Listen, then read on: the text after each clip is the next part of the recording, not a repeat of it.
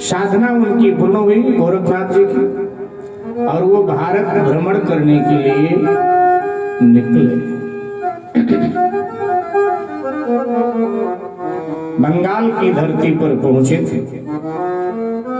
एक बाग में गर्मी थी, सो एक बाग सामने था, सोचा थोड़ा विश्राम करते। बाग में गए। बाग में वहां पहले से एक कनीफा नाथ नाम का संत बैठा था, साधु बैठा था, जो गोरखनाथ जी से परिचित नहीं था, लेकिन नाम से उनके परिचित था और उनसे ईर्ष्या भी रखता था। स्वरूप से परिचित नहीं, कभी मुलाकात नहीं हुई, नाम से परिचित।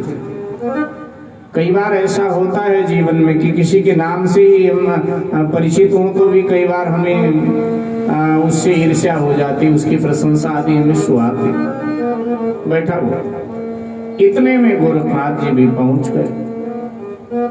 कौन हुआ? आप कौन? अपना परिचय उसने दिया, और फिर गोरखनाथ जी से बोला आप भी तो अपना परिचय दो। गोरखनाथ जी ने कहा कि मेरा नाम गोरखनाथ है। अच्छा अच्छा, गुरुदेव कौन है आपके?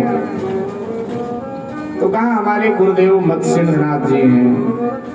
तो उसने कुटिलतापूर्ण हंसी में हंसने लगा और कहने लगा, अच्छा तुम्हें मालूम नहीं है कि तुम्हारे गुरुदेव ने गृहस्थ आश्रम का, संन्यास आश्रम का त्याग किया और गृहस्थ हो गए।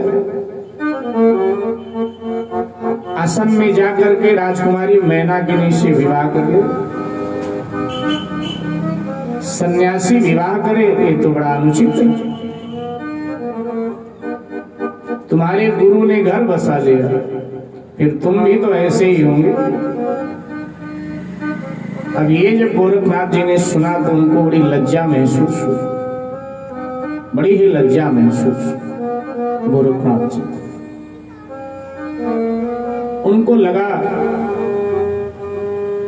कि गुरुदेव को वापस सन्यास जगत में लाना चाहिए।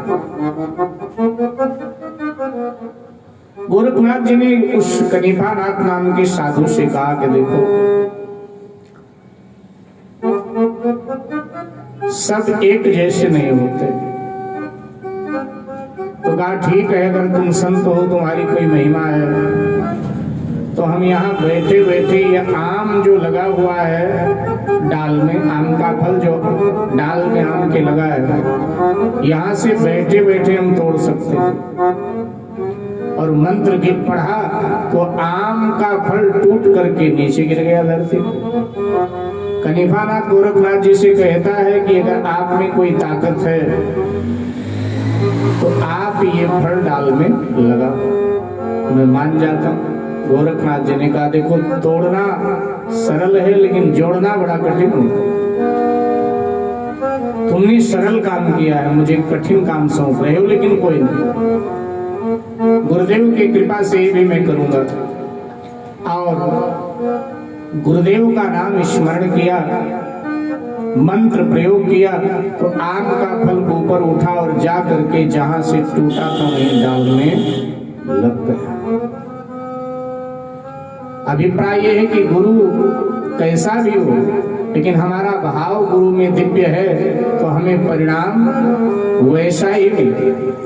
और अब यहाँ से गोरखनाथ जी महाराज बंगाल से त्रिया राज्य की ओर चल पड़े, माने असम की ओर चल पड़े, और चलते चलते त्रिया राज्य की सीमा पर पहुंच गए।